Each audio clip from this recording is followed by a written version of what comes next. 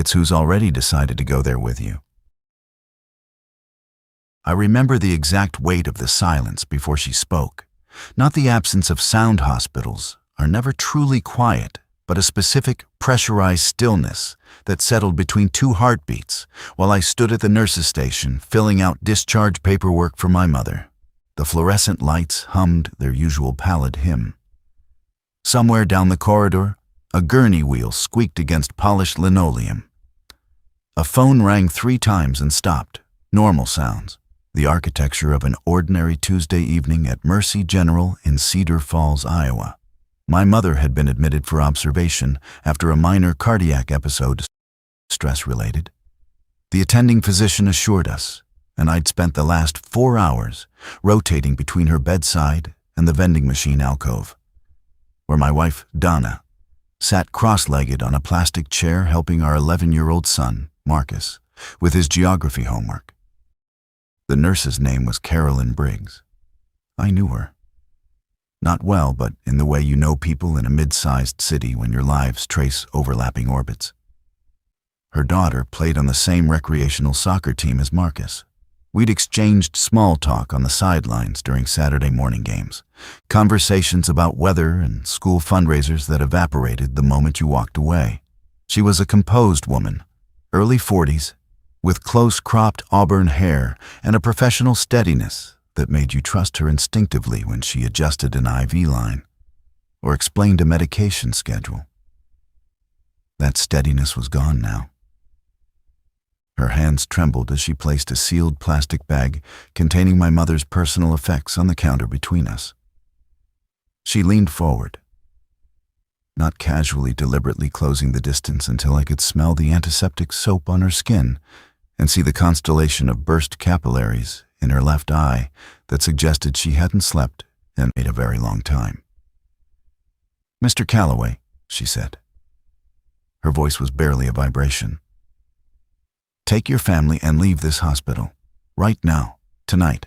Don't go home. Drive north. Don't stop until you're past the state line." I laughed. It was a reflex. The kind of involuntary response your brain manufactures when it receives information that doesn't fit any available framework. She didn't laugh. Her eyes held mine with a ferocity that turned my amusement into something cold and loose in my chest. "Carolyn, what are you—" "I'm not supposed to say anything." Her gaze darted toward the corridor. 2 orderlies passed, pushing a cart loaded with sealed biohazard containers, red bags, far more than I'd ever seen in a civilian hospital. "They briefed us an hour ago. Administration, CDC liaison on a video call. They used the word containment. They used the word protocol. They did not use the word that matters." "What word?" She swallowed. Her throat clicked. "Outbreak." The fluorescent light above us flickered once, casting her face into a half-second of shadow that aged her by a decade. "There are patients in the East Wing isolation ward who were admitted yesterday from a meatpacking plant outside Waterloo. They presented with high fevers, severe agitation, and tissue necrosis in the extremities. 2 of them died this morning. One of them was recoded 40 minutes later." "Recoded," I repeated. "You mean resuscitated?" "No." Her fingers gripped the counter's edge until the knuckles blanched white. "I mean, he was dead. Confirmed." Dr. Anand signed the certificate herself, and then the monitors started again. But what came back wasn't it. It wasn't him anymore, Mr. Calloway. It took 3 security officers to restrain it. It bit one of them through the forearm. That officer is now in isolation, running the same fever. I stared at her. My brain cataloged the information and sorted it neatly into the folder labeled Impossible, right next to the one labeled Things People Say When They're Exhausted and Afraid. But her eyes were the eyes of a woman who had already processed denial and emerged on the other side carrying something heavier. "Get your mother dressed," she whispered. "Get your wife and your son. Use the east stairwell, it bypasses the main lobby. Don't let anyone in administration see you leave. You have maybe 5 hours before they lock this city down."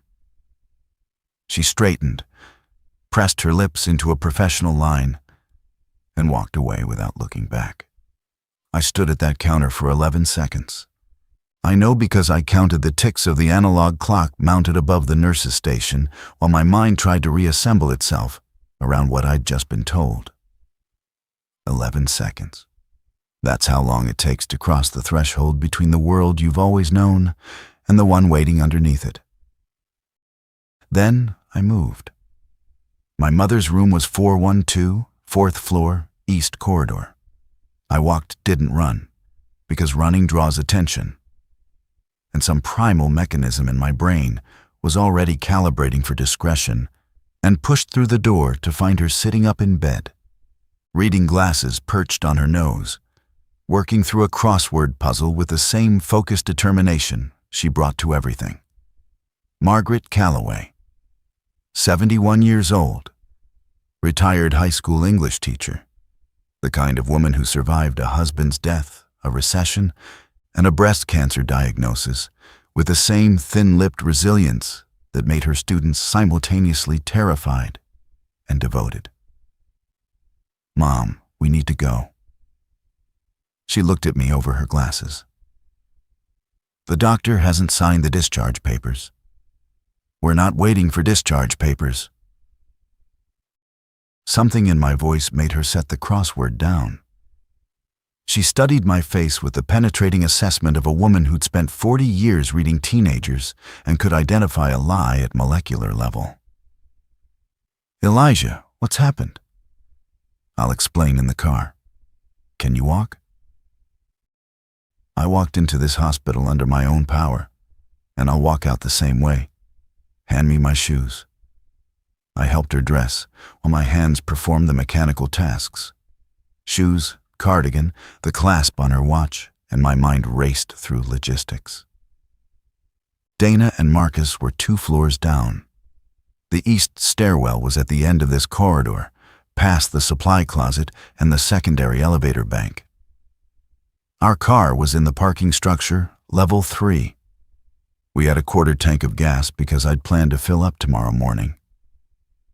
North meant Highway 218 to Waverly, then 63 toward the Minnesota border. It was 120 miles to the state line. I guided my mother into the hallway. The east wing was to our left, separated by a set of double doors with reinforced glass panels. Through those panels, I could see activity, people in full PPE moving with the controlled urgency that distinguishes medical professionals from civilians in a crisis. They moved quickly but didn't rush. Their faces behind the visors were masks of practiced composure. But I noticed one detail that made the cold thing in my chest grow teeth. They'd taped plastic sheeting over the interior windows of the isolation ward. You don't do that for a fever. "Elijah." My mother's hand tightened on my arm. She'd seen it too. "Keep walking, Mom." We reached the vending machine alcove, and I found Dana exactly where I'd left her. Except now Marcus was asleep across 2 chairs with his geography textbook open on his chest. Dana looked up from her phone.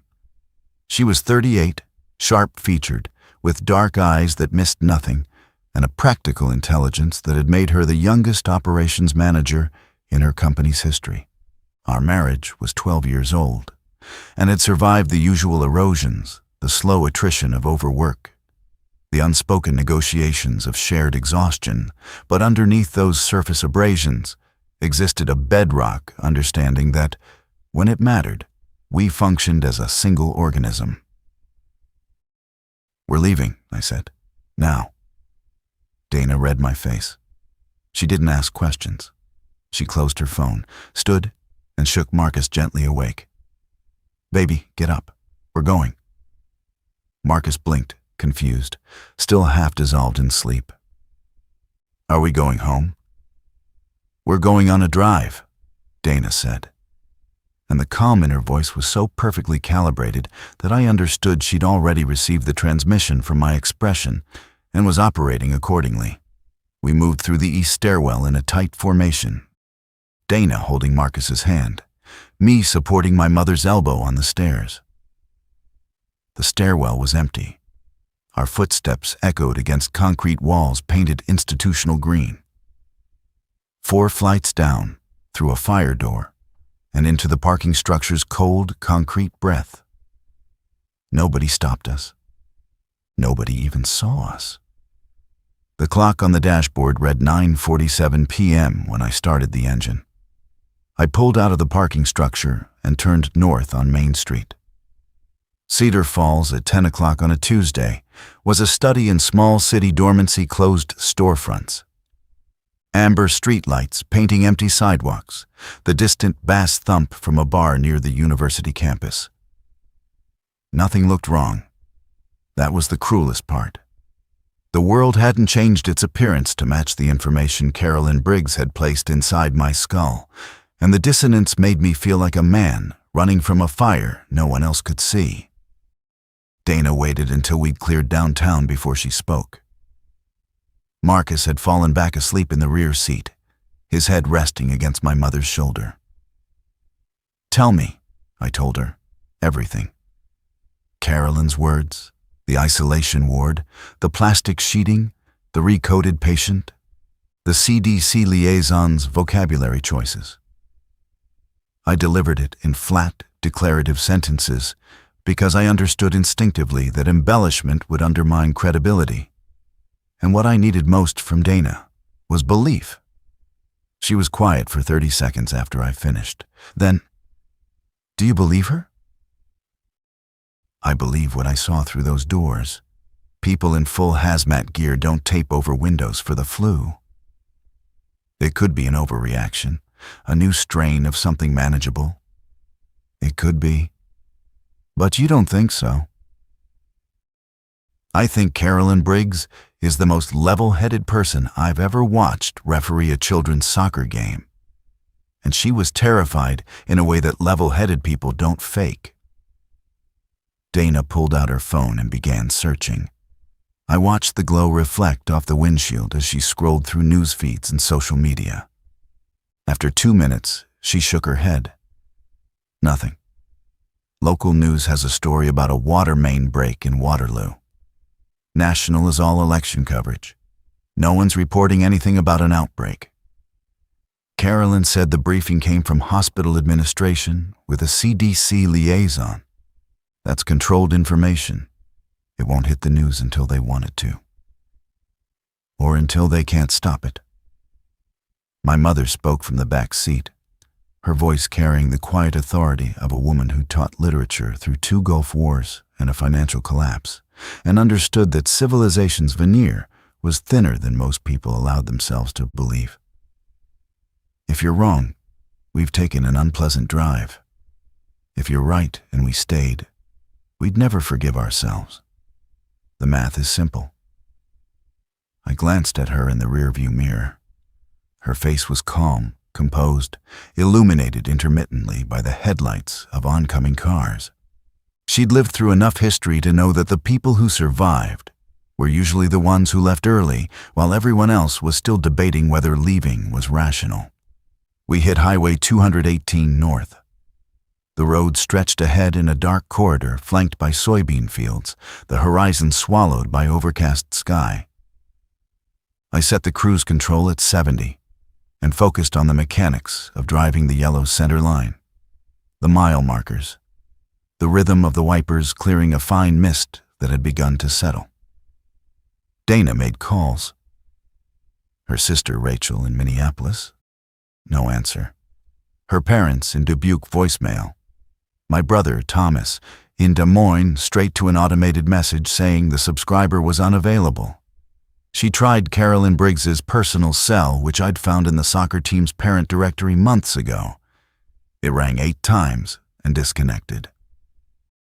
"Nobody's picking up," she said. "It's almost 11 on a Tuesday." My sister answers at 3 in the morning if I call twice. She called Rachel again. No answer. The gas gauge needle hovered just above the quarter tank line, and I calculated that we could make roughly 70 miles before we needed to stop. That put us somewhere near Charles City, well short of the Minnesota border. I began assembling a mental inventory of what we had in the car. Dana's purse with 2 credit cards and approximately $40 in cash, my wallet with another $60, Marcus's backpack containing school books and a half-eaten granola bar, my mother's sealed bag of personal effects from the hospital, and a roadside emergency kit in the trunk that contained a flashlight, jumper cables, a reflective vest, and a first aid kit last restocked in a year I couldn't remember. It wasn't enough. I knew that with the certainty of a man who'd spent 20 years in project management and understood resource allocation the way a surgeon understood anatomy. We stopped for gas at a Quick Star in Waverly, 32 miles north of Cedar Falls. The station was an island of fluorescent banality, bright canopy, humming pumps, a convenience store interior visible through plate glass windows where a teenage clerk scrolled through his phone behind the register. I filled the tank while Dana went inside for supplies. Marcus stayed asleep. My mother watched me through the window with eyes that understood more than she was saying. Dana came out carrying 2 plastic bags. Water bottles, granola bars, beef jerky, a box of crackers, a pack of batteries, 2 disposable lighters, and a road atlas, because she was the kind of person who purchased a physical atlas in the age of GPS, understanding without being told that infrastructure was not guaranteed. The kid inside said something about a curfew, she told me as she loaded the bags into the back. Said he got a text from a friend in Cedar Falls that police were blocking streets near the university. A curfew. That's the word he used. He thought it was a party thing, game day overflow or something. She paused, the bag crinkling in her grip. Elijah, there's no game this week. I finished pumping and replaced the nozzle. My hand was steady, but inside my rib cage, something was tightening, like a ratchet. A curfew meant road closures. Road closures meant authority mobilization. Authority mobilization, 35 minutes after a nurse whispered to me in a hospital corridor, meant the timeline was already accelerating. I pulled out my phone and opened the Cedar Falls Community Facebook group. The most recent posts were time-stamped within the last 15 minutes. Someone named Darla Meeks had posted, "Anyone know why there are National Guard trucks on University Avenue? My husband counted 6. Below that, a reply. Heard they're spraying for something. Chemical spill from one of the plants. And another. That's not spray equipment. Those are personnel carriers. Dana read over my shoulder. Her jaw tightened. We need to get off the highway, she said. If they're locking down Cedar Falls, the next step is the interstate system. We should take back roads. I wanted to argue that we were being paranoid, that National Guard deployments happened for mundane reasons, that we were constructing a catastrophe from fragments of suggestion and fear. But the ratchet in my chest turned another click. And I thought of Carolyn Briggs's eyes and the tremor in her fingers and the word she'd said the administration wouldn't use. I pulled the atlas from the bag and spread it across the hood. The mist had thickened to a drizzle, spotting the paper. Dana aimed her phone's flashlight at the page. We traced a route together, County Road T47 to Highway 3, cutting northeast through rural Butler County, connecting to secondary roads that would thread us through the agricultural flatlands toward the Minnesota border without touching the interstate. It'll add an hour, Dana said. That's acceptable. My mother's window rolled down. Your father would have done the same thing, she said. It was the highest compliment in her vocabulary. We left Waverly on a 2-lane county road. the convenience store's glow shrinking in the mirror until it was consumed by the dark. The terrain flattened into an expanse of farmland, the horizon invisible, the world reduced to the cone of our headlights illuminating rain-slicked asphalt, and the skeletal shapes of grain elevators in the distance. We passed a farmhouse with every window lit at 11:15, unusual for a rural home on a weeknight, and I noted it without commenting. Then Dana's phone buzzed. A text from her co-worker, Priya Mukherjee, who worked the late shift at the distribution center in Waterloo. Something bad happening. They won't let us leave the building. People screaming in the parking lot. I'm scared. Dana typed back. Priya, what's happening? Are you safe? 3 dots appeared, disappeared, appeared again. There's something wrong with people. They're attacking, running at the doors. Security shot someone and they didn't stop. The message ended with a photograph. Blurry, taken through a window, the flash catching rain on glass. But visible enough. Figures in the parking lot, moving wrong. A shape on the ground that could have been a person. Dana turned the phone face down on her lap. Drive faster, she said. I pressed the accelerator and watched the speedometer climb through 75, 80, 85. The county road wasn't built for this speed. No shoulders, no guardrails, soft gravel edges that would swallow a tire and send us spinning into a soybean field. But Priya's photograph was burning behind my eyes like a flashbulb's afterimage. And the mathematics of survival had suddenly become very simple. Distance equaled safety, and speed equaled distance. Marcus woke up. Dad, why are we going so fast? We're just making good time, buddy. He was 11, but not naive. He'd inherited Dana's observational sharpness and my mother's refusal to accept comfortable lies. He looked at his mother's posture, rigid, phone pressed against her thigh, and then at his grandmother, whose expression had shifted from composed to something harder, something fortified. Something's wrong, he said. Not a question. Dana reached back and took his hand. There's a situation back in the city. We're driving somewhere safer until it gets sorted out. That's all you need to know right now.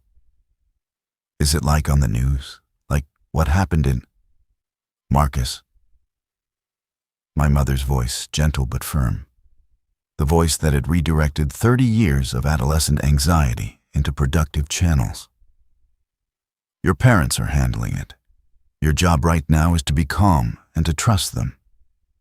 Can you do that? He nodded, but his eyes found mine in the rearview mirror. And what I saw in them was the beginning of an understanding that the world operated on principles more volatile than anything his geography textbook had prepared him for. We drove for 20 minutes in taut silence. The rain intensified, hammering the roof in staccato bursts.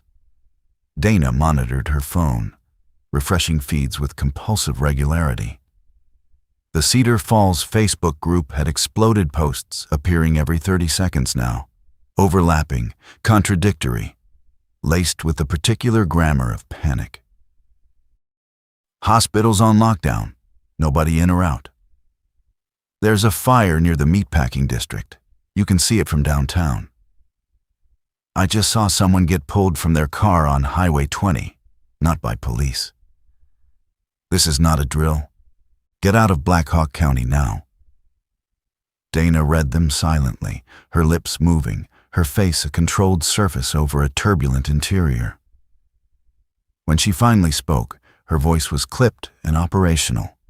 The voice she used during inventory crises at work when the system was failing and manual override was the only option. Rachel answered. What did she say? She's seeing reports on social media.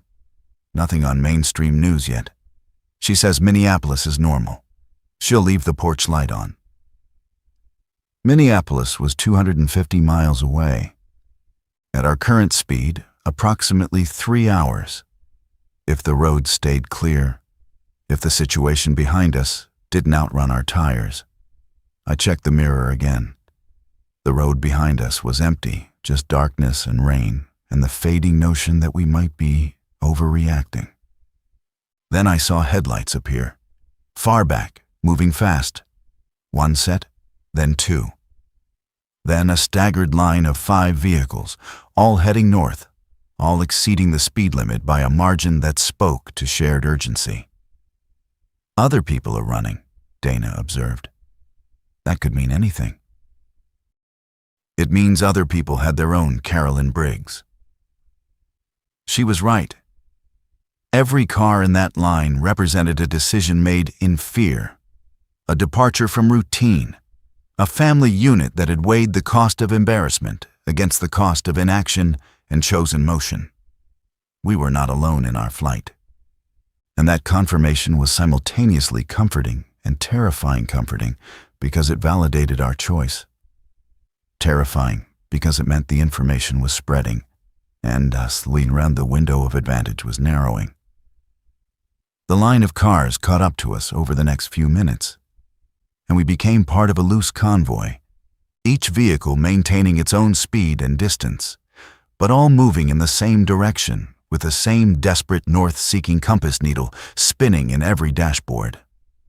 I recognized the car immediately behind us, a blue Subaru Outback with a University of Northern Iowa faculty sticker on the bumper. The driver flashed his headlights twice. A signal, an acknowledgement, a silent, rain-soaked communion between strangers who all understood the same unspoken thing. The world behind us was ending, and we were running. We hit trouble at the junction of County Road T47 and Highway 3, 48 miles north of Cedar Falls. A Black Hawk County Sheriff's cruiser was parked diagonally across the intersection, light bar cycling red and blue into the rain. A deputy in a rain slicker stood beside it with a flashlight, waving down approaching traffic. The convoy compressed. Brake lights flared in sequence. I slowed and lowered my window. The deputy was young, mid-20s, crew-cut, a face that hadn't yet learned to mask its own anxiety. His flashlight swept across our interior, lingering on Marcus, then my mother, then the bags of supplies on the floor. "Where are you folks headed?" "Family in Minnesota," I said. "My mother just discharged from the hospital. We're making the drive tonight." "I'm going to need you to turn around, sir. Highway 3 is closed at the county line. Emergency traffic only." "What emergency?" His jaw worked. The flashlight beam wavered. Behind us, the Subaru Outback idled, its wipers beating time. "Industrial accident containment. Chemical release from a processing facility in Waterloo. Standard precautionary perimeter." He recited it like a script, each word placed carefully, none of them true. "Deputy." Dana leaned across me, her voice carrying the precise, respectful authority of a woman who managed 300 employees and understood that bureaucracies responded to calm insistence. "We have a cardiac patient in this vehicle. She needs to reach her specialist in Rochester. I'd appreciate any alternate route you could suggest." The deputy hesitated. His training told him to hold the line. Something else, something frightened and human that lived underneath the badge and the rain slicker told him that the line he was holding was made of paper. "Ma'am, His radio crackled. A voice barely audible through static. "All units, code black at Mercy General. Breach in East Wing containment. Multiple casualties. All available units respond. Repeat, code black. East Wing, the isolation ward. The plastic sheeting over the windows. Carolyn Briggs's whisper." The deputy's face changed. It happened in layers, confusion first, then recognition, then a fear so raw and sudden that it stripped away every veneer of authority. and left a 25-year-old standing in the rain, realizing that the thing he'd been told to manage had just surpassed his capacity to manage it. He looked at me. I looked at him. And in that exchange, something was communicated that neither of us could have articulated, a mutual acknowledgement that the rules governing this intersection had just become irrelevant. "Take the gravel road east, quarter-mile back," he said quietly. "It connects to B57, runs parallel to Highway 3 on the other side of the river. No checkpoints. Go now." "Thank you. Take your family and go." The same words, different mouth, the same imperative, spreading outward like ripples from a stone. I reversed to the gravel road and turned east. The Subaru followed. Behind us, through the rain, I watched the deputy walk back to his cruiser, sit inside, and put his head in his hands. The gravel road was rough, unpaved, the kind of maintenance road that connected farmsteads and grain storage facilities. Our headlights bounced off puddles and ruts, the car rocking on its suspension. Marcus gripped the door handle. My mother braced herself with one hand on the seat ahead of her, the other pressed flat against her chest in a gesture that could have been cardiac awareness or prayer. "Mom, are you okay?" "I'm fine. Watch the road." Dana had her phone to her ear. "Priya's not answering anymore. Last message was 19 minutes ago." I didn't respond. The last message had been enough. The photograph, the running figures, the shape on the ground. Priya Mukherjee was a 32-year-old logistics coordinator with a 2-year-old daughter and a husband who worked nights at a data center. She was the kind of person who brought homemade samosas to the office holiday party and remembered everyone's birthday. I added her to the list of people I was already grieving, a list that had begun with Carolyn Briggs and would, I suspected, grow considerably before this night was over. The Subaru's headlights held steady behind us, following our path through the darkness. We weren't alone. Not yet. The gravel road delivered us to County Road B57, which ran northeast along the Shell Rock River through flat, open farmland. The rain had eased to a persistent mist, and the landscape around us existed only as suggestion-dark masses of tree lines, the occasional geometric silhouette of a barn, the pin light of a distant farmhouse window. We were in the interstitial space between human settlements, that vast Iowa middle where the nearest neighbor might be a mile of corn away, and the sky was a bowl of limitless black. The Subaru flashed its lights and pulled alongside us on a straight stretch. The driver lowered his window. He was 50-ish, bearded, wearing a corduroy jacket over a collared shirt, an academic's uniform. His passenger was a woman of similar age, clutching a small dog wrapped in a blanket. "I'm Glenn Mercer," he called over the engine noise. "UNI History Department. This is my wife, Audrey." "Elijah Calloway, my family." "You heard the radio. Code Black." "I heard." "We were at the hospital visiting a colleague when a nurse told us to leave. Red-haired woman, very calm." Carolyn. She'd been spreading the word, saving who she could. "Where are you heading?" I asked. "Audrey's brother has a place outside Austin, Minnesota. Isolated. Well water, generator, stocked pantry. He's the prepared type." "How far?" 150 miles, roughly, if this road connects the way I think it does." Dana leaned across me again. "Travel together. 2 cars are better than 1. Glenn nodded. Audrey clutched the dog tighter. They pulled back behind us, and we continued north in tandem. 2 sets of headlights drawing parallel lines through the mist. The next hour was deceptively calm. The road unwound ahead of us in long, straight segments, broken by gentle curves that followed the river's path.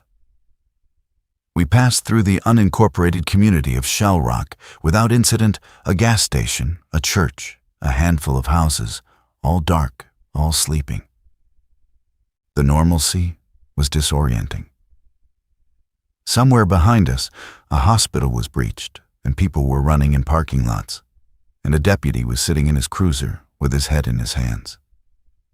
But here, the world was just a road and rain and the steady breathing of my son asleep against my mother's arm.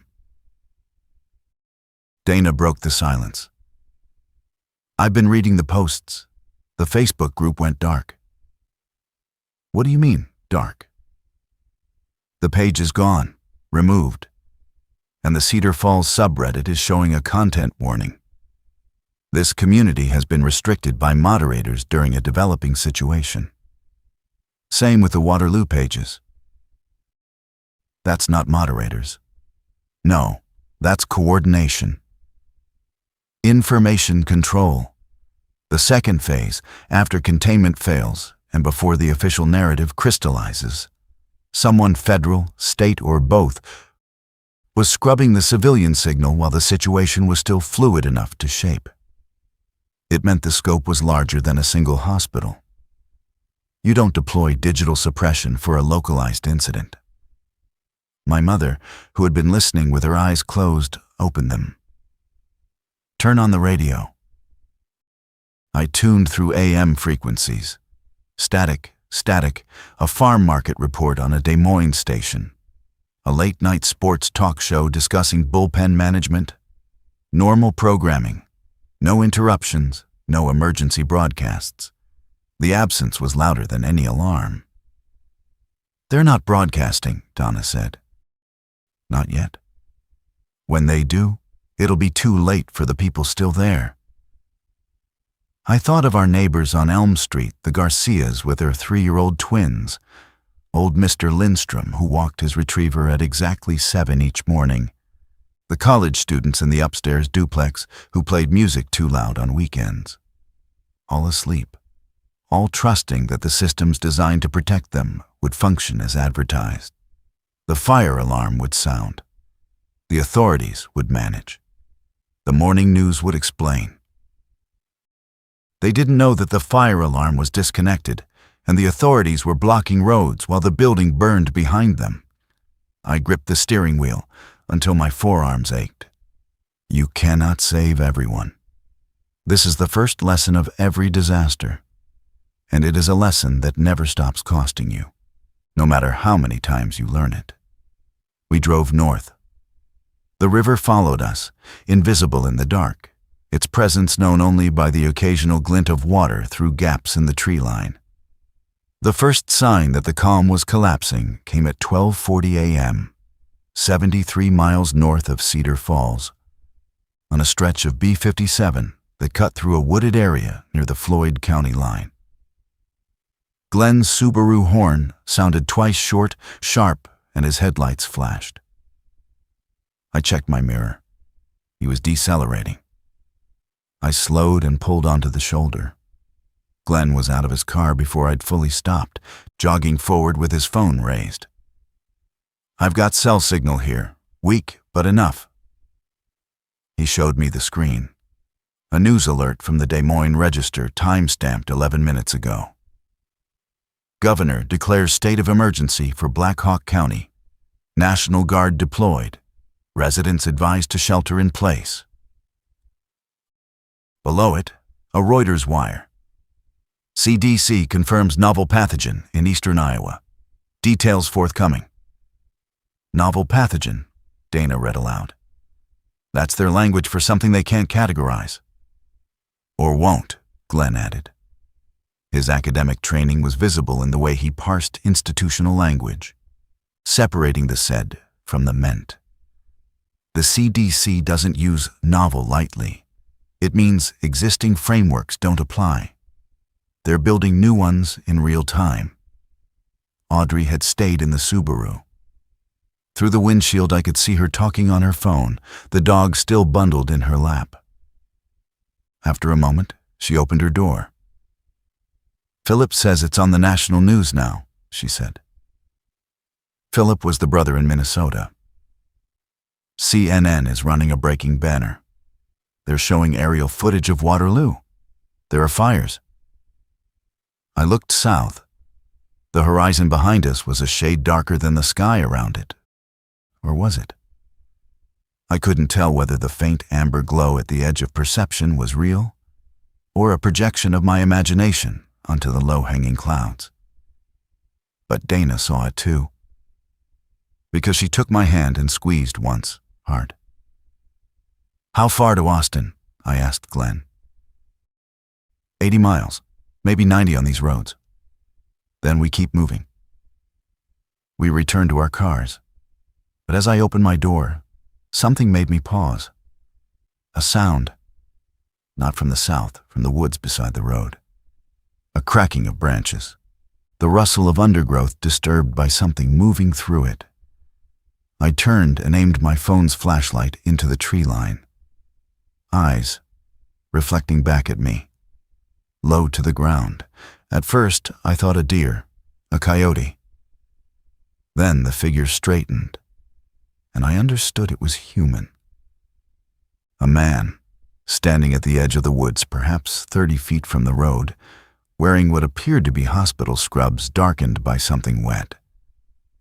His posture was wrong, shoulders hunched forward, head tilted at an angle that suggested his neck was operating under different mechanical principles than mine. He stood absolutely motionless, watching us. "Elijah." Dana's voice, tight, controlled. She'd seen him too. "Get in the car." "Already there." I backed toward the driver's door without turning away from the figure. My flashlight held him in its beam. And in those seconds of illumination, I cataloged details that my rational mind would spend the next several hours trying to reclassify as misperceptions. The discoloration around his mouth and jaw, the way his fingers curled and uncurled in a rhythm that had nothing to do with conscious intent, and the absolute vacancy in his eyes. Not anger, not pain, not confusion, but the blankness of a system running a program written by something other than human cognition. He took a step forward, then another. Not fast, exploratory, testing the boundary between his space and ours. I got in the car, locked the doors, and pulled onto the road. Glenn followed. In my mirror, the figure emerged from the tree line and stood in the center of the road where our cars had been, watching our taillights diminish. He didn't pursue. He didn't need to. He was a scout for an army that moved not by strategy, but by exponential multiplication. And his patience was infinite because the mathematics were on his side. Marcus was awake again. He was looking out the back window. "Dad, there's a man in the road." "I know, buddy. He's not moving right." "I know. Is he sick?" The answer sat in my throat like a stone. My mother answered for me, her arm tightening around Marcus's shoulders. "Yes, sweetheart. He's very sick, and that's why we're going somewhere safe." The next 40 miles were a continuous negotiation between speed and caution. The secondary roads were unlit, poorly maintained, and increasingly populated with evidence that we were not the only people who had received the message to run. Twice we encountered abandoned vehicles, a minivan with its doors open and dome light on, a pickup truck angled into a ditch with steam still rising from its crumpled hood. We didn't stop. You don't stop. That's the second lesson. At 1:15 a.m., we crossed into Minnesota. There was no fanfare, no welcome sign in our headlights, no perceptible change in the landscape. Just a boundary line on the atlas that Dana tracked with her fingertip. And the psychological release of leaving behind the jurisdiction where the word containment had been spoken. The release was temporary, and I knew it, because pathogens don't respect cartographic divisions. But the human mind needs milestones to prevent panic from becoming paralysis, and the state line served that purpose. Glenn pulled alongside us again at a wide intersection. "Philip says to take County Road 6 west from Austin. He'll have the gate open. He says to bring your family. He has room. Glenn, he doesn't know us. I told him about you. He said anyone who had the sense to run early is the kind of people he wants in his compound. I looked at Dana. She held my gaze for 3 beats, then nodded. The calculus was clear alone. We were a family with no destination, limited supplies, and a cardiac patient in the back seat. With Glenn and his brother-in-law, we had shelter, resources, and the collective intelligence of multiple adults. The cost was trusting strangers. The alternative was trusting the void. "We'll follow you," I said. Austin, Minnesota, materialized at 2:20 a.m. A small city of 23,000 people that appeared, at first glance, untouched by the crisis unfolding 90 miles south. Streetlights functioned. A McDonald's drive-thru was illuminated, though closed. A police cruiser rolled past us on Main Street at normal patrol speed, the officer inside not registering our passage with any visible concern. But Dana noticed what I missed. "The gas stations," she said. "Both of them. Look at the signs." I looked. Both stations we passed displayed the same message on their electronic price boards. "Pumps offline. Sorry for inconvenience." "It's 2 a.m. When did they go offline?" "That's not a malfunction," Dana said. "That's a directive. Someone told them to shut down." Fuel control. The third phase, after information suppression and road closure. You restrict fuel to restrict movement. You restrict movement to restrict the spread not just of the pathogen, but of the panic, which travels faster and through more vectors. We followed Glenn west on County Road 6, leaving Austin's grid behind for another stretch of agricultural darkness. 5 miles out, he turned onto an unpaved drive marked by a steel gate flanked by concrete posts. A man stood at the gate holding a rifle and a Coleman lantern, its white gaslight making a bubble of amber in the mist. He was tall, heavy-set, wearing a canvas work jacket, an expression that combined wariness with relief. "You're Glenn's people," he said, as I lowered my window. It wasn't a question.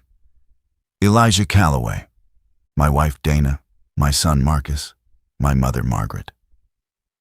He studied each of us through the window, the lantern casting our faces in warm, shifting light. Then he nodded and swung the gate open. "I'm Philip Voss. Follow the drive to the main house. Kill your headlights after the first bend. I don't want to be visible from the road."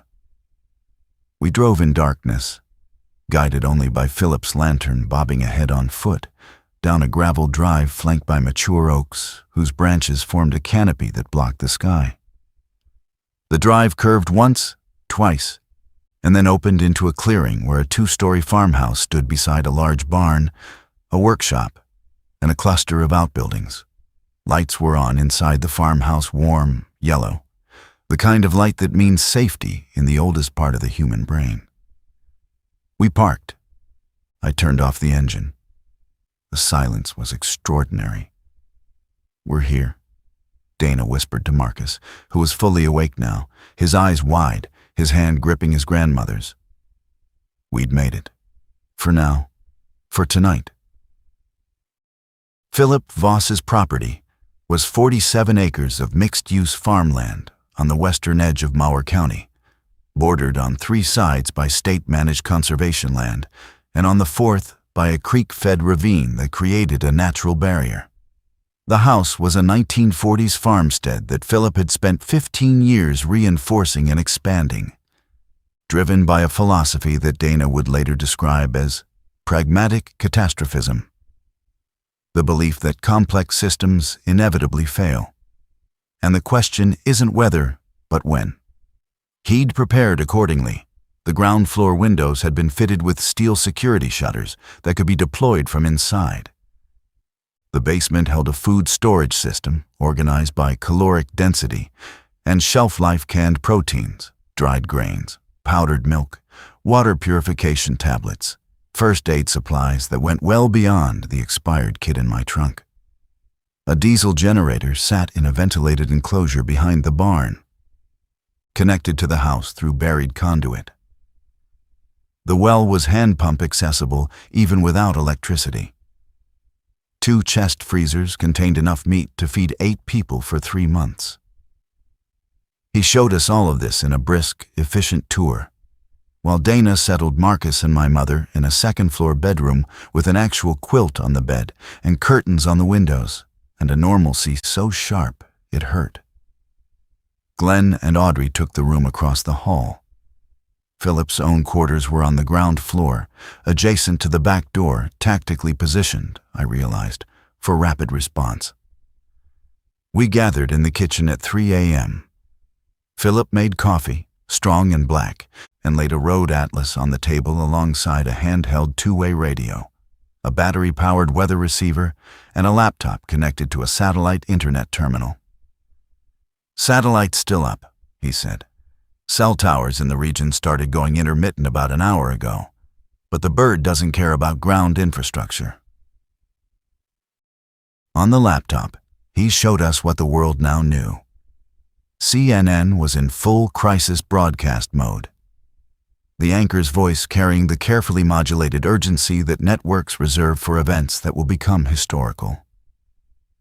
Aerial footage of Waterloo showed fires in the industrial district and a perimeter of military vehicles around the downtown core. The Chiron read, "Iowa outbreak. Governor requests federal emergency declaration. CDC director to address nation at 6 a.m. Eastern Standard Time." "They're still calling it a pathogen," Glenn observed, leaning over the laptop.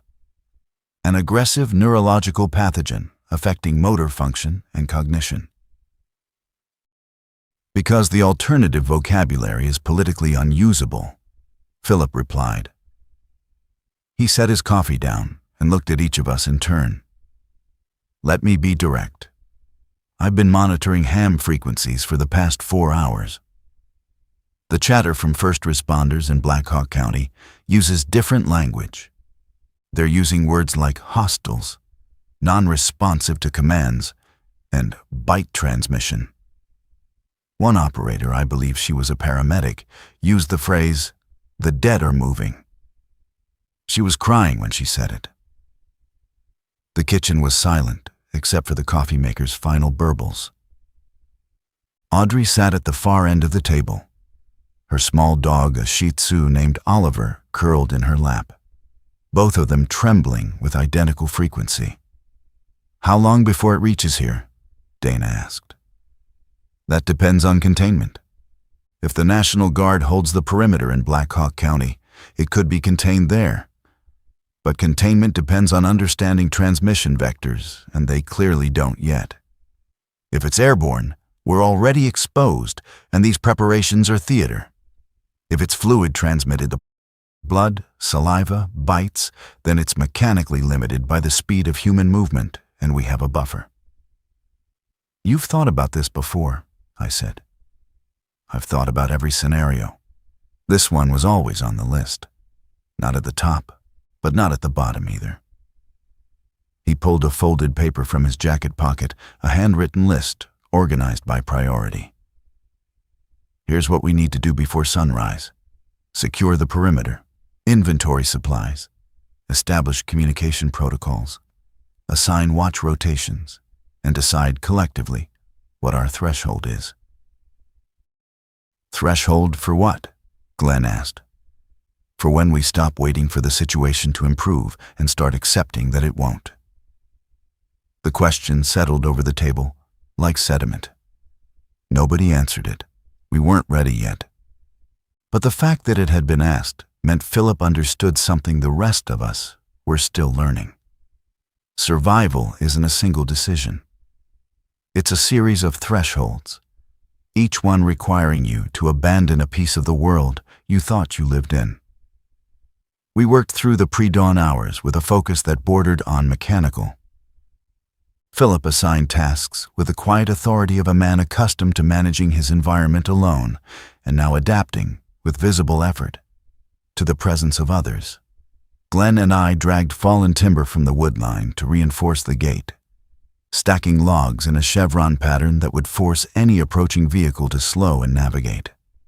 Dana and Audrey inventoried the basement stores, cataloging everything in a notebook with the systematic precision that Dana brought to supply chain logistics: item, quantity, caloric value, expiration date. My mother, who could not perform physical labor but refused to be idle, stationed herself at the kitchen table with the radio equipment and a notebook, monitoring ham frequencies and logging transmissions with the meticulous handwriting of a lifelong educator. By 4 a.m., she had filled 3 pages. The entries charted a geography of escalation, reports from Cedar Falls, Waterloo, then Des Moines, then Iowa City. The pathogen, or whatever it was not contained. It was moving along highway corridors, following the arteries of human transit. Marcus helped where he could. He carried water bottles, held the flashlight while I worked, asked questions that were precise and increasingly difficult to deflect. "Dad, is this a zombie thing, like in the movies?" I was hammering a support brace into the gate, and the question made me miss the nail and drive the hammer into my thumb. Pain flared, brief and clarifying. "I don't know what it is, Marcus. Nobody does yet. But the people are sick and they bite and they don't stop. That's what we've heard. That's what zombies do." I set the hammer down and looked at my son. The flashlight he held cast his face in upward shadows, making him look both younger and older than 11. His eyes were serious. Not frightened, I'd expected fear. Had prepared parental speeches designed to manage it, but engaged. His mind was processing the information available and constructing a model, the same way he'd approach a science fair project or a challenging problem in math class. I realized, with a mixture of pride and grief, that my son was adapting faster than I was. "The word doesn't matter," I told him. "What matters is understanding the rules. They're aggressive. They transmit through bites. They don't respond to communication. So we stay behind barriers, we stay alert, and we stay together. That's how the math works." He considered this like an equation. Exactly like an equation. You control the variables you can control. What about the variables we can't control? Those are the ones that keep you awake at night. So you need to sleep when you can. Go inside and rest. He went. I watched him walk toward the farmhouse, the flashlight beam swinging at his side. And I wanted to tell him that I was sorry for the world I'd brought him into, for the failure of every institution that should have prevented this, for the insufficient warning and the insufficient preparation and the insufficient everything. But apology was a luxury, and what he needed from me was competence. So I picked up the hammer and finished the brace. By 5 a.m., the eastern horizon was lightening. The mist had cleared, replaced by a sky of steel-gray cloud that turned the landscape monochromatic. From the elevated ground behind the barn, I could see for miles in every direction. Flat farmland interrupted by distant tree lines and the occasional vertical punctuation of a silo or grain elevator. The world looked static, undisturbed, a painted canvas of Midwestern normalcy. But the radio logs on the kitchen table told a different story. And somewhere out there, beyond the visible horizon, the equations were running their merciless computations. Philip found me standing on that rise, looking south. "You should sleep," he said. "I will, in a minute." He stood beside me. For a moment, neither of us spoke. We were 2 men who had met hours ago and now shared a property line with the end of the world. "I've been preparing for this for 15 years, he said finally, "and I still don't feel ready." Nobody ever does. The sun rose behind the clouds, invisible but present, painting the fields in shades of pearl and pewter. Another day. The first day of the new calendar. I slept for 3 hours in a chair by my mother's bedside, waking at intervals to check her breathing, which was steady but shallow. The cardiac episode that had started this chain of events, the hospital visit. Carolyn's whisper, the flight north, felt simultaneously recent and ancient, as if it had occurred in a geological era that no longer applied. My mother slept with one hand on her chest, her face relaxed, her breathing rhythmic. And in those moments of observation, I allowed myself to feel the fear I'd been outrunning all night. It arrived not as a wave, but as a slow submersion, the way cold water rises when you stand still in a stream. I woke fully at 8 a.m. to the sound of voices downstairs. The kitchen had become an operations center. Philip's laptop displayed a split screen, CNN's live coverage on one side, a map application on the other with red pins marking reported outbreak locations. The pins formed a constellation that had expanded dramatically since the last time I'd seen it. Black Hawk County was saturated. But new pins appeared in Lynn County, in Johnson County, in Polk County, where Des Moines sat like a bullseye in the center of the state. A cluster in southeastern Minnesota. A scatter along the I-80 corridor into Illinois. "It's following the interstate system," Dana said. She was standing at the counter with a cup of coffee, her hair pulled back, her eyes showing the particular exhaustion of someone who had stopped running, but not stopped being afraid. "Every new report is near a highway interchange or a transit hub." "Because that's how people move," Glenn added. He was seated at the table, annotating Philip's map with a historian's instinct for pattern recognition. "Every pandemic in history has followed trade routes. The Silk Road, shipping lanes, railroad networks. Now it's the interstate highway system. The infrastructure we built to connect us is the same infrastructure the pathogen uses to spread." Philip was on the porch, scanning the property with binoculars. I joined him. The morning was overcast but bright, the landscape deceptively pastoral. A red-tailed hawk circled over the southern fields. The creek in the ravine caught fragments of gray light. Anything? Negative. But the ham traffic has shifted. First responder channels have gone mostly silent in the Iowa zones. Military frequencies are active but encrypted. What I can catch suggests a Federal Response Mobilization, FEMA, CDC, elements of the 1st Infantry Division out of Fort Riley. That's Kansas. Which means this has exceeded state-level response capability.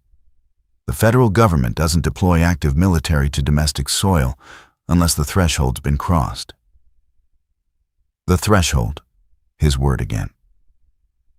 I was beginning to understand that Philip thought in thresholds the way other people thought in days and weeks, not as calendar measures, but as qualitative shifts, each one demanding a different set of assumptions. Inside, Dana had begun organizing what she called operational protocols, a term from her management career that now carried entirely different stakes. She'd written schedules on a legal pad. Watch rotations, 2 people, 4-hour shifts. Meal preparation, communal twice daily, portioned by caloric need. Medical monitoring, my mother's cardiac medications, which we had a 14-day supply of, rationed carefully. She'd assigned roles based on competence rather than relationship. Philip on security and infrastructure, Glenn on intelligence analysis and communication, herself on logistics and resource management, Audrey on medical support and food preparation, me on physical labor and perimeter maintenance. "What about Marcus?" I asked. "Marcus helps wherever he's needed, and he attends lessons." "Lessons?" "Your mother's already volunteered. She says if the world is ending, her grandson is still learning to read critically and do algebra." Her words were, barbarism is not an excuse for ignorance. I almost smiled. It was the most Margaret Calloway sentence ever constructed. The household assembled that morning around the kitchen table for what Philip called a status briefing. 8 people, 6 adults, 1 child, 1 small dog, sharing a space that had been built for solitude. The dynamics were already forming. Alliances, tensions, unspoken negotiations of authority and deference.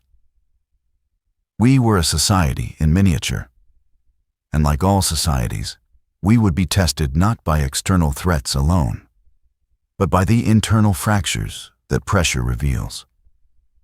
The first fracture appeared on the 3rd day, and it came from the direction I least expected. Glenn Mercer, the mild-mannered history professor who had driven beside us through the rain with his wife and his dog and his corduroy jacket, stood in Philip's kitchen and argued that we should open the gate. It was mid-afternoon. The radio logs had been chronicling a steady southward advance, reports now extending into southern Minnesota, scattered incidents in northern Missouri and western Illinois.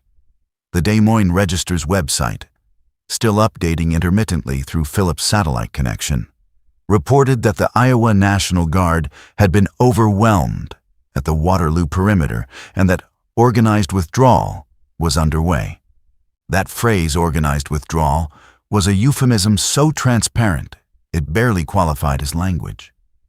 Against this backdrop, a family had arrived at the gate. A man, a woman, 2 children under 10, in a dust-covered sedan with Nebraska plates. They'd driven from Omaha, they said through the intercom Philip had installed at the gate post. They'd been turned away from 3 shelters. They had nowhere to go. The children were crying. Philip said no. "We've calculated provisions for 8 people," he said, his voice flat and procedural. "Adding 4 changes the timeline from 3 months to 7 weeks. The children increase consumption disproportionately because growing bodies require more calories per unit of body weight. The answer is no." Glenn's face flushed. "Philip, there are children at that gate." "I'm aware. We can't leave children on the road. That's not a supply calculation. That's a moral calculation. Morality doesn't feed anyone in February." The room divided. Dana stood at the counter, arms crossed, her expression unreadable. She was calculating, I knew. Running the numbers in her head, comparing Philip's estimates against her own inventory. Audrey sat in the corner, holding Oliver, her eyes moving between her husband and her brother like a spectator at a match whose outcome would determine her safety. My mother sat at the table with her radio logs, pen still listening. Marcus was upstairs. I'd sent him there before the argument began because I didn't want him to see adults fracture under pressure. But the farmhouse had thin floors, and I knew he could hear every word. "Elijah," Glenn turned to me, "you have a son.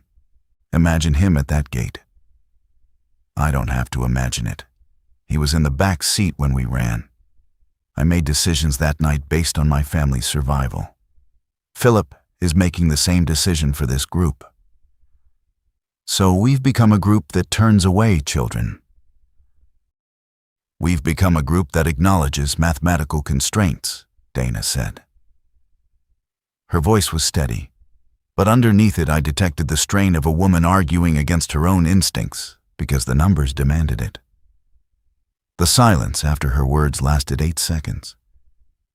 Then my mother spoke. "Let them in." Everyone turned.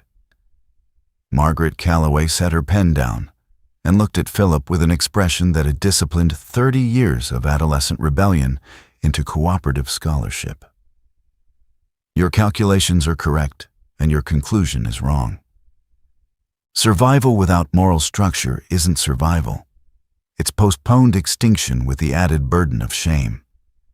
Let them in, adjust the rations, and find a way to make the math work. That's what intelligent people do." They don't surrender to the first equation that frightens them. Philip's jaw tightened. He looked at me. I looked at Dana. Dana closed her eyes for a moment, then opened them and nodded. "I can restructure the meal plan," she said. "It's tighter, but it's workable if we supplement with foraging and the creek provides fish." Philip stood motionless for a long 10 seconds. Then he picked up his rifle, walked to the gate, and opened it. The family's name was Okafor, James and Chidinma, their daughters Adeyezi and Nkechi. James was a civil engineer who designed water treatment systems. Chidinma was a nurse practitioner who arrived with a medical bag containing supplies that made Audrey's first aid kit look ornamental. They weren't a liability. They were an asset we nearly turned away because fear had temporarily blinded us to the possibility that other people might have value beyond their caloric cost. That was the fracture. It healed, but the scar tissue changed the shape of who we were. By the end of the first week, the compound had developed the rhythms of a functioning micro-society. Not smoothly, nothing involving 12 people, a dog, and an apocalypse. Operates smoothly, but with a workable cadence that allowed each day to have structure rather than entropy. Mornings began at 6, with the overnight watch reporting to Philip. Breakfast was communal, prepared by rotation Audrey and Chidinma on alternate days, with contributions from whoever was available. Marcus attended lessons with my mother from 8 to 11, seated at the kitchen table with a curriculum she'd constructed from memory. Philip's modest bookshelf, and a pedagogical authority that not even the end of civilization could diminish. She taught him to parse arguments, to identify rhetorical manipulation, and to solve quadratic equations. She taught Adeyezi and Nkechi alongside him, the 3 children forming a pocket of normalcy inside a house built on fear. Afternoons were operational. Philip and I maintained the perimeter, repairing fence sections, reinforcing the gate, clearing sight lines by trimming back the undergrowth that crept toward the property from the conservation land.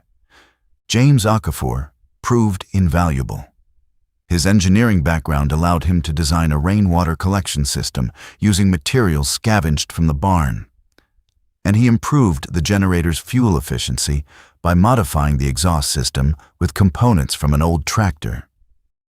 Dana managed the inventory with an obsessiveness that I recognized as her way of processing fear by converting it into spreadsheets, ratios, consumption curves. She tracked every calorie, every liter of water, every battery, every round of ammunition from Philip's supply. She built projections.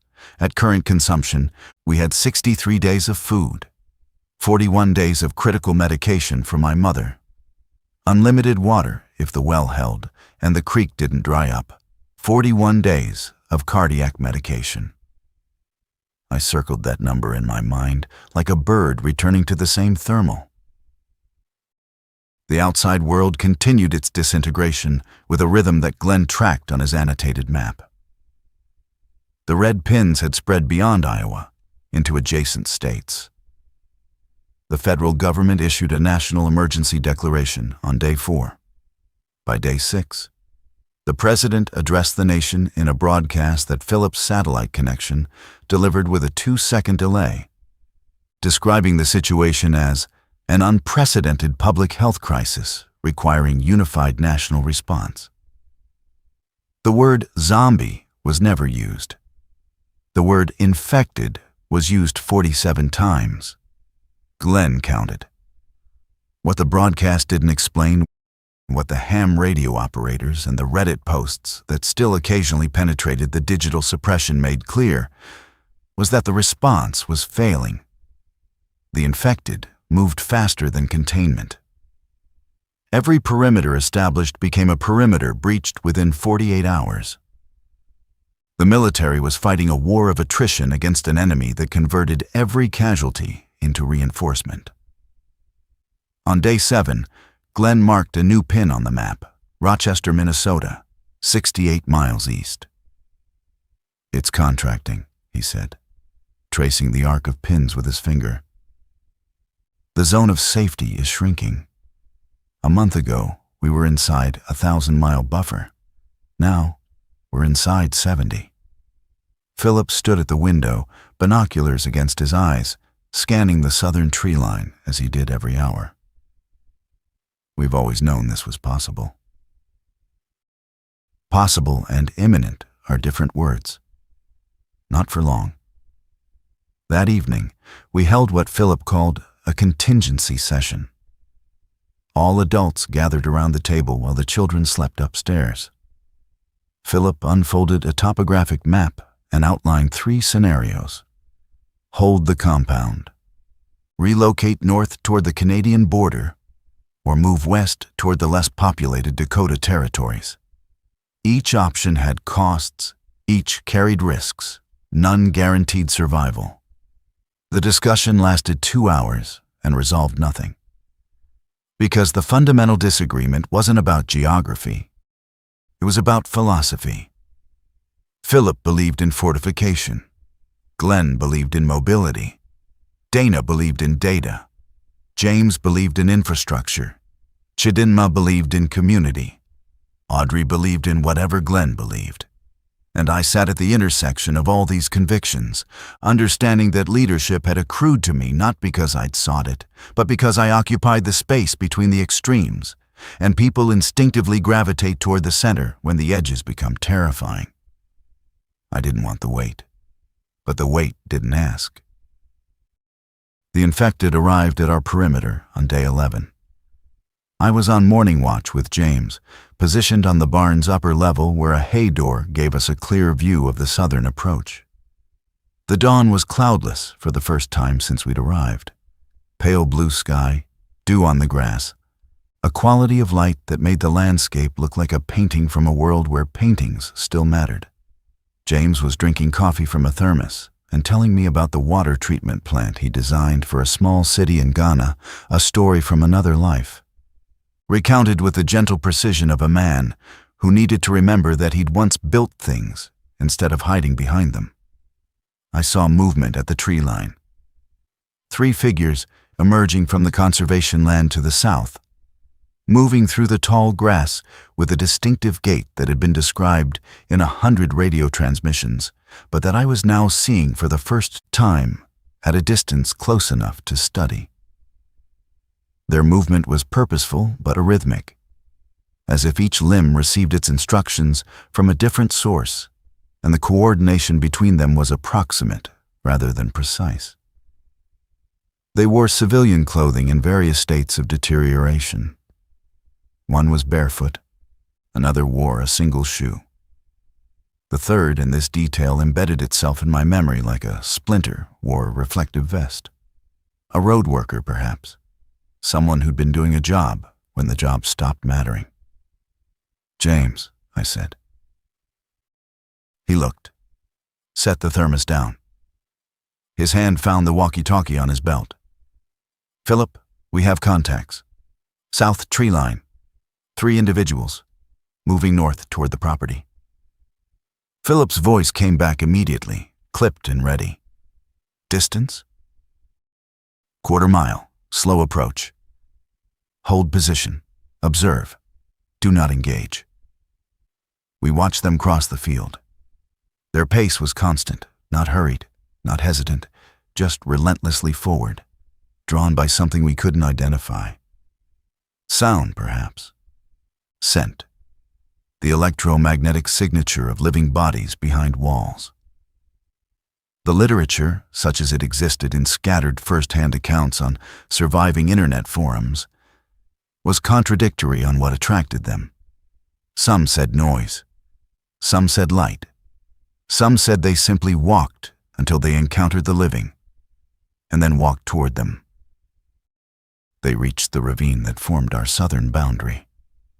The first one, the barefoot one, descended into it without hesitation, disappearing below the lip, then reappearing on our side. scrambling up the embankment with movements that looked more insectile than human. The other two followed. Philip appeared beside the barn, rifle shouldered. Dana was behind him with a shotgun he'd given her on day 3 and which she'd learned to load and fire with the same competent efficiency she applied to everything. Glenn stood at the farmhouse door, face white, a baseball bat in his hands that looked absurd against the reality approaching. The 3 figures crossed the open ground between the ravine and the fence line. They didn't react to us, didn't alter course, didn't accelerate. They moved toward the structure, the largest concentration of warmth and sound. The way water flows downhill. When they reached the fence, the first one pressed against it. The wire bowed but held. The second arrived and pressed alongside. The third began to climb, its fingers hooking through the chain link with mechanical repetition. Philip fired once. The climbing figure dropped backward, fell, and did not move. The shot echoed across the flat landscape, rolling outward in expanding circles of sound that I understood with a sick certainty were an advertisement, a beacon broadcasting our location to every infected ear within range.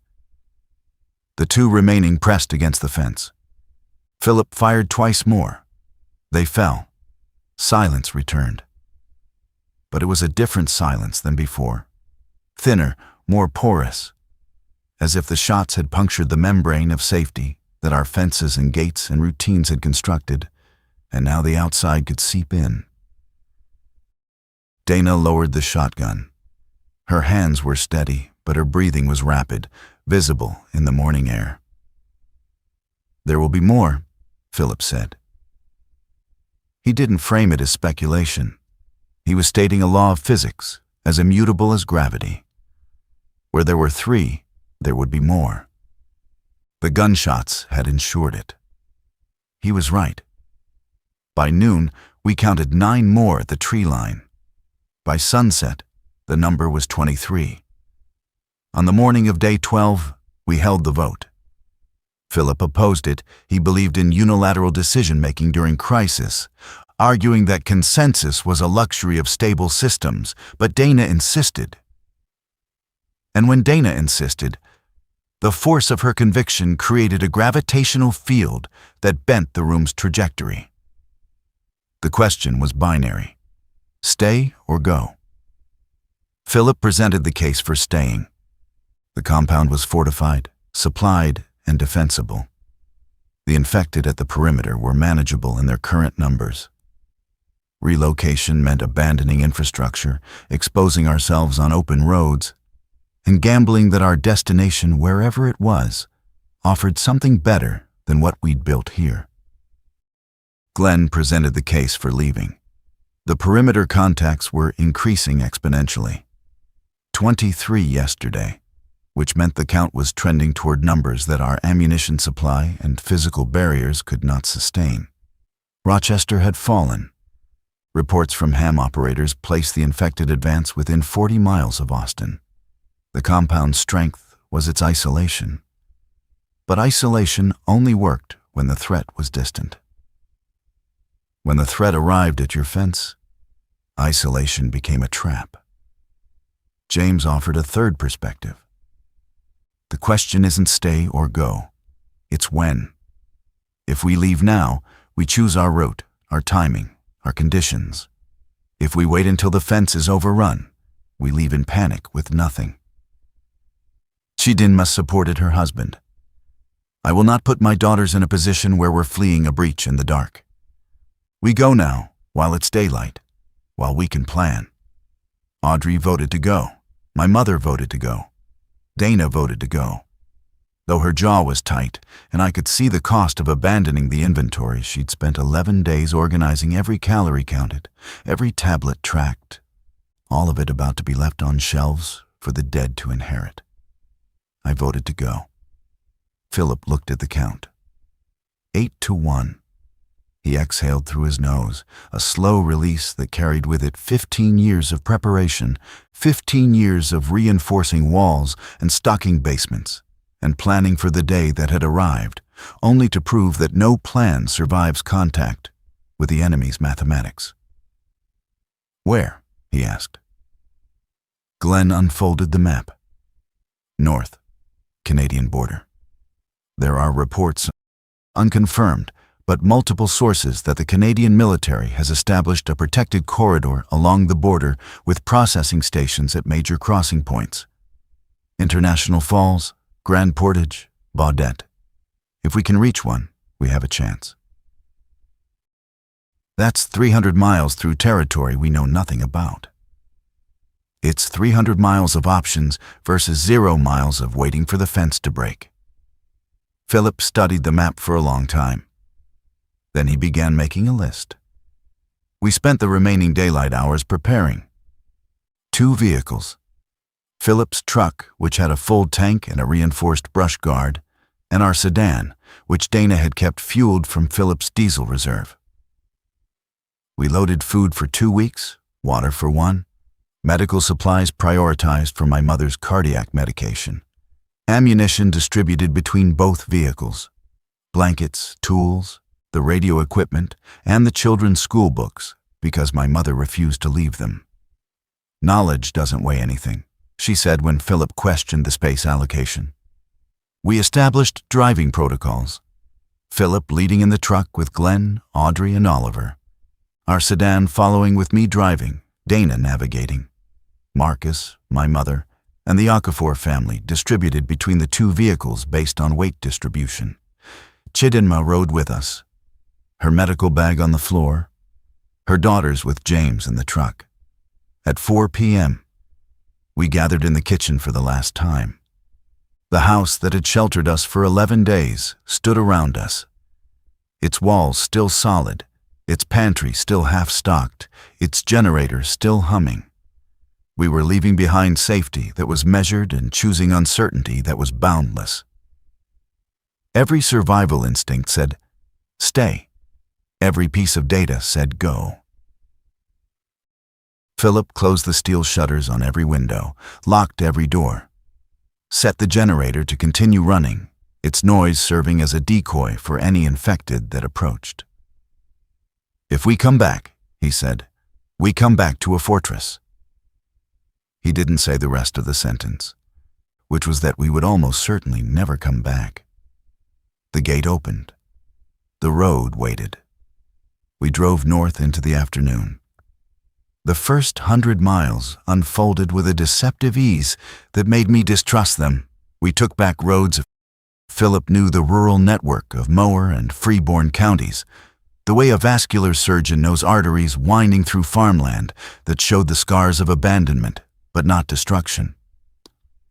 Fields unharvested, livestock wandering fenceless, farmhouses standing with doors agape, their interiors visible through open thresholds, the intimate detritus of lives interrupted, a table set for dinner, a television still on, a dog sitting on a porch waiting for someone who would never return. We stopped only once, at a crossroads where a hand-painted sign had been nailed to a telephone pole. Alive North 200+ Baudette. Beneath it, another sign. Don't take Highway 35. And another, in a child's handwriting. Molly, if you see this, we are at Uncle Bill's. Messages in bottles, cast onto the asphalt ocean. We read them all and drove on. The trouble started south of Albert Lee. Philip's truck radio crackled. Roadblock ahead, half mile.